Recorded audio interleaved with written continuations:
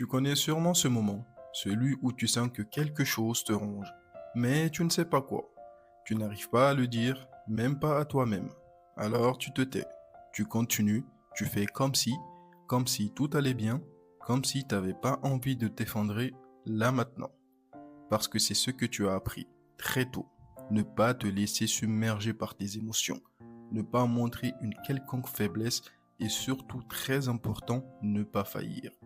Tu as appris que les hommes, les vrais, encaissent tout et en silence. Tu as appris que parler, c'est risqué. Que montrer ton mal-être, c'est ridicule. Que demander de l'aide, c'est un truc de faible. Alors tu fais ce que tu as toujours fait. Tu te tais. Et tu sais quoi? Tu n'es pas seul dans cette situation. Avant de commencer, prends une seconde pour t'abonner, car ici on parle vrai. On explore ce qui fait mal, ce qu'on cache, ce qu'on tait trop souvent, surtout quand on est un homme. Si ce sujet te parle ou s'il te questionne, dans ce cas, abonne-toi, active la cloche et partage la vidéo, parce que ces simples gestes sont très importants pour la pérennité de la chaîne. Surtout, reste jusqu'au bout et installe-toi confortablement, parce que ce qu'on va dire aujourd'hui pourrait bien sauver des vies. Le pire dans notre sujet du jour, c'est ce silence. Des millions d'hommes le portent, certains depuis des années, d'autres depuis l'enfance, et ce silence, il pèse. Il pèse sur les épaules, il serre la gorge, il t'enferme dans une solitude qu'on ne voit pas, qu'on ne devine pas, parce que de l'extérieur, tu gères. Tu as un travail, tu as des amis, tu as peut-être même une famille, mais à l'intérieur de ton être, c'est l'épuisement, le bruit, le trop-plein, ou parfois, plus rien, juste un vide, et aucune idée de quoi faire avec ça. Le truc, c'est que personne ne t'a jamais vraiment appris à gérer ça. On t'a appris à cacher, à ignorer et à t'endurcir. Alors tu continues. Mais combien de temps encore? Les chiffres sont brutaux. Au Canada, et tenez-vous tranquille, 75% des suicides sont masculins, soit 3 hommes sur 4. C'est énorme. En France, la situation est un peu similaire. Les hommes se suicident 3 fois plus que les femmes. Et pourtant, ils consultent beaucoup moins. Moins d'un homme sur 3 atteint de troubles mentaux demande de l'aide. Le reste, ils attendent, ils repoussent, ils s'enterrent et parfois ils explosent. Pas toujours en larmes, pas toujours en cris, parfois en silence, en retrait, en absence, ou alors ils se noient dans l'alcool, le travail, le sport, les écrans, tout ce qui peut occuper, saturer, détourner. Mais au fond, c'est toujours la même chose. Un homme qui ne sait pas comment vivre avec ce qu'il ressent. Et ça, ce n'est pas une fatalité, c'est une construction. On appelle ça l'hypermasculinité. Un mot compliqué pour une réalité simple. Ce modèle où l'homme ne doit jamais faiblir, où il doit être performant, dominant, rationnel, où toute émotion est suspecte, sauf la colère bien sûr. Ah oui, celle-là on lui a laissé une place, parce qu'elle fait peur, parce qu'elle fait l'homme. Mais la tristesse, la honte, la peur, la confusion, non, trop risqué, trop féminin disent certains, trop inutile pensent les autres. Et résultat, des hommes qui souffrent sans mode d'emploi. Et quand ils cherchent un refuge, il n'y en a pas. Pas de modèle, pas de culture de soi. Peu d'espace pour dire je ne vais pas bien. Les amis, parler de foot, oui, pourquoi pas. De déprimer, non, pas pour nous. Le couple, pas toujours plus simple. Parce que là aussi, il faut rassurer, être solide. Et quand on craque, la plupart du temps, ça fait peur à l'autre. Et pour les femmes aimant les hommes virils, on devient tout d'un coup beaucoup moins attirant. Alors les hommes s'isolent, parfois même au milieu des autres. Et dans ce vide, ce sont parfois les pires idées qui s'installent. Je suis un poids, je ne sers à rien. Personne ne peut comprendre, disent-ils. Mais ce n'est pas vrai. Il y a des gens qui comprennent. Il y a des lieux qui existent. Au Royaume-Uni, par exemple, un 10-man club réunit chaque semaine des centaines d'hommes. Pas pour faire semblant, juste pour parler, pour se dire entre hommes ce qu'on n'a jamais osé dire ailleurs. Pas de conseils, pas de jugement, juste une phrase. C'est ok de ne pas aller bien. Et ça, je vous assure que ça change des vies. Aux États-Unis, il existe une campagne qui s'appelle Man Therapy. Le ton est drôle, ironique, mais le message est profond. Tu peux prendre soin de toi, tu peux demander de l'aide et tu n'es pas moins un homme pour ça. Et toi, ici, en écoutant ça, tu peux peut-être te dire, ok, mais chez nous, ça n'existe pas. Pas encore, mais ça peut commencer quelque part. Peut-être ici, peut-être maintenant, peut-être que juste en entendant ces mots, tu ressens quelque chose, peut-être une colère, une tristesse ou un soulagement. Dans tous les cas, tu n'es pas seul et tu n'as jamais été seul. C'est juste ce qu'on t'a fait croire que tu devais le rester. Il y a des blessures invisibles que l'on porte en soi sans le savoir, des plaies silencieuses ouvertes depuis des années et qui deviennent parfois trop lourdes à porter. Pense à ce collègue que tu crois stable, jusqu'au jour où il annonce qu'il s'arrête. Aspergé, burn-out, dépression, on ne sait pas, parce qu'il n'en a jamais parlé, parce qu'il pensait pouvoir continuer encore autant que possible. Pense au père qui ne parle jamais à ses enfants de ce qu'il ressent, qui ne sait pas nommer sa propre détresse, et qui un jour s'effondre brutalement. Alors ils doivent inventer des mots pour expliquer pourquoi papa ne sera plus là. Pense à toutes ces séparations, ces silences, ces regards fuyants, des hommes qui ne savent plus où ils en sont, dans une société qui les a façonnés pour ne jamais faiblir, et dans laquelle aujourd'hui ils ne se retrouvent plus. Les conséquences sont là, elles sont très présentes, toutes celles que parfois on préfère ne pas regarder. Et oui, il s'agit des addictions, que ce soit à l'alcool, à la drogue, le travail et le coït, pour ne pas dire le sexe, ou toute compulsion qui dit « je fuis ce que je ressens ». Des explosions de colère qu'on appelle crises viriles, non pas parce que ce sont des vraies crises, mais parce qu'elles sont violentes, parce qu'elles trahissent une détresse non formulée, des ruptures relationnelles, familiales, professionnelles, parce que l'homme qui se tait devient intranquille et que ses proches finissent par se replier. Des suicides, souvent discrets, parfois spectaculaires, mais toujours tragiques, parce que la porte du silence est trop étroite et qu'un jour, elle cède. Ces drames, ils ne concernent pas une minorité, ils concernent nous tous.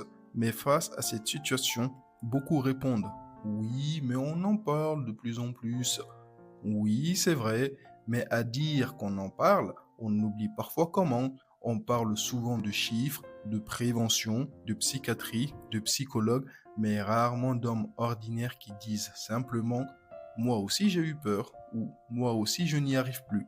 On parle de santé mentale comme un champ médical, mais pas comme un espace humain. Pourtant, ce dont on a besoin avant tout, c'est de rencontres, de récits, de pair à pair. Et oui, des outils thérapeutiques aussi, bien sûr, mais d'abord des mots, des présences, des accords de confiance. Regarde par exemple ce qui se passe ailleurs. Andy's Man Club, que j'ai cité tantôt, n'est pas un espace clinique, c'est un cercle de vie où des hommes se retrouvent pour se dire « je n'allais pas bien » ou « j'ai du mal en ce moment ». Et soudain, ce n'est plus une honte, c'est une parole. Et ceux qui écoutent ne jugent pas, ils acceptent parce qu'ils étaient là, parce qu'ils ont entendu la même phrase. Plus de 240 grappes comme celle-ci au Royaume-Uni aujourd'hui. Et ce n'est pas un effet marginal. Ceux qui y participent parlent d'un effet avant et d'un après. Man Therapy, que j'ai aussi cité précédemment, elle propose une autre porte, un site web éclaté, décalé, ironique. On rit un peu, on sourit devant un sketch sur la vie de bureau, sur les problèmes financiers, sur les émotions qu'on n'ose plus nommer. Puis doucement, les infos arrivent vers le bon psychologue, la bonne brochure, le bon accompagnement. On ose, on se dit qu'on mérite d'être aidé. On ose envisager l'idée d'aller consulter. Aux États-Unis, les études sont formelles. Les hommes exposés à cette campagne sont plus enclins à chercher de l'aide, plus enclins à parler de ce qu'ils ressentent. Il y a aussi les coachs, les mentors, les formateurs en développement personnel masculin, ces figures mixtes, souvent modestes qui proposent de faire le lien entre virilité consciente et santé mentale. Des hommes qui parlent de paternité active, d'autorité sans agressivité, d'émotions assujetties, des propositions nouvelles, loin des extrêmes. Et quand on regarde ce que ces mouvements accomplissent, on réalise que ce ne sont pas des gadgets, ce sont des stratégies concrètes. humaines et culturelles. Elles ne promettent pas de solution définitive, mais elles déclenchent un mouvement, celui de l'ouverture. Oui, une ouverture, souvent à petits pas. Un homme dit oui à une invitation, à une première réunion, à un premier échange, et là, il découvre qu'il existe un espace où ses émotions ont le droit d'exister. Il respire enfin. Et c'est là que tout peut commencer. Un simple mot à un ami, une attention, une phrase qui dit « Tu n'es pas seul ». Alors, que faudrait-il pour qu'ici aussi ça ne soit plus marginal ? D'abord que l'on arrête de confondre thérapie et force, qu'on cesse de croire que demander de l'aide est un signe de faiblesse, qu'on apprenne que vulnérabilité est aussi un terrain de courage. Ensuite, qu'on investisse dans des structures mixtes de soutien, cercle masculin, ligne d'écoute, coach, thérapeutes qui sont accessibles, bienveillants, pensés pour des hommes, sans paternaliser bien sûr. Et dès le plus jeune âge, faire entrer dès le collège, dès le lycée, l'idée que les émotions n'ont pas de genre, que gérer ses émotions, s'exprimer, savoir demander, ça s'apprend, et que ce n'est pas réservé qu'au genre féminin. Mais ce chemin nécessite un effort culturel profond, parce que le modèle dominant, celui de l'homme solide, productif, visible, est encore partout dans les séries, dans les pubs, dans les parades politiques, dans les stéréotypes familiaux. Pour que cela change, il faut des hommes et des femmes pour le remettre en cause ensemble, des familles pour en parler à table, des écoles pour en parler en classe, des médias pour en parler sans dramatiser, mais avec humanité, car l'enjeu est gigantesque. Ce n'est pas seulement sauver une vie, c'est d'en sauver des centaines de milliers. C'est éviter que des souffrances invisibles ne deviennent des tragédies. Et cela nous concerne tous. Toi, moi, nous tous. Car un homme isolé est une perte pour lui, pour ses proches, pour sa communauté. Et un homme qui brise le silence, c'est un signal d'espoir, un pont possible, une lumière qui éclaire l'un après l'autre. Parfois, on croit que changer le monde, c'est une affaire de loi, de révolution, de grands discours. Mais souvent, les vraies révolutions commencent dans les silences qu'on décide de briser, dans les gestes minuscules qu'on ose enfin faire, dans une parole qu'on pensait interdite et qu'on ose un jour prononcer. Je vais mal. 3 mots simples. 3 mots qui, dans la bouche d'un homme, peuvent sembler comme un séisme parce qu'ils remettent en cause des décennies d'éducation, des siècles d'attente et toute une culture du contrôle. Mais ces mots, quand ils sont dits, quand ils sont accueillis, quand ils ne rencontrent pas la honte mais l'écoute, ils sauvent. Alors, où est-ce qu'on en est aujourd'hui ? On en est à un carrefour. D'un côté, des modèles anciens qui résistent, qui continuent à dire aux garçons « Sois fort, tiens bon, ne pleure pas », qui transforment la douleur en colère, la fragilité en échec et l'aide en humiliation. De l'autre, des voix qui s'élèvent, pas toujours médiatisées, pas toujours militantes, mais profondément humaines. Celles d'hommes qui disent « Je veux vivre autrement, je veux comprendre ce que je ressens, je veux apprendre à aimer, à douter, à tomber et à me relever, à apprendre de mes erreurs sans que cela ne soit perçu comme une faiblesse. Et surtout, je veux transmettre ça à mes enfants. » Parce que le vrai enjeu peut-être il est là, briser le silence. C'est pas seulement pour soi, c'est pour les autres, pour ceux qui viennent après, pour les garçons qu'on élève et à qui on dira demain « Tu peux avoir des moments de faiblesse, tu en as le droit ». Pour les filles aussi qui auront en face d'elles des hommes capables d'écouter, de se remettre en question et que ce soit aussi réciproque bien évidemment, parce que j'en vois venir certains qui vont sourire mais qui ne fourniront aucun effort. Enfin bref. Alors que faire maintenant ? La réponse ne peut pas être unique. Il y a ceux qui parleront à leurs amis, ceux qui oseront consulter, ceux qui créeront un groupe, ceux qui liront et témoigneront, ceux qui écouteront. Il y a ceux qui feront un podcast, un cercle de parole, une lettre à leur père. Il y a ceux qui commenceront juste par ne plus rire nerveusement quand un ami leur avoue qu'il ne va pas bien.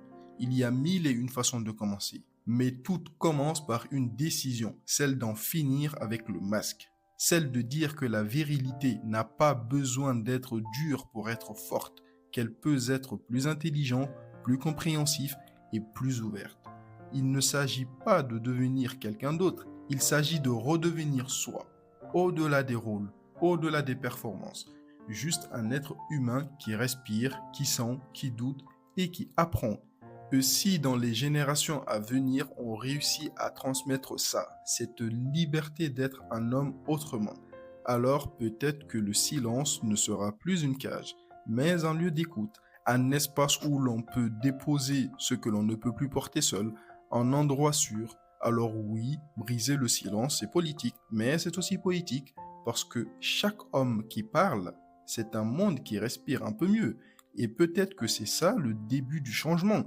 Et toi, dis-moi, qu'est-ce que ce sujet t'évoque? Est-ce que tu t'es déjà senti prisonnier de cette injonction à être fort tout le temps? Est-ce que tu as déjà eu envie d'en parler sans savoir à qui? Est-ce que dans ton entourage, tu as déjà vu des hommes s'effondrer en silence ou s'éveiller à leur être profond? Partage ton ressenti en commentaire. Raconte, réagis, discute. Parce que c'est aussi comme ça qu'on avance, ensemble, un mot après l'autre, une voix après l'autre. Alors, si cette vidéo t'a touché, fais-le savoir. Et surtout, n'oublie pas, ce que tu ressens mérite d'exister. Sur ce, je vous remercie sincèrement de m'avoir écouté jusqu'à la fin et je vous dis à la prochaine pour une nouvelle vidéo. Prenez soin de vous.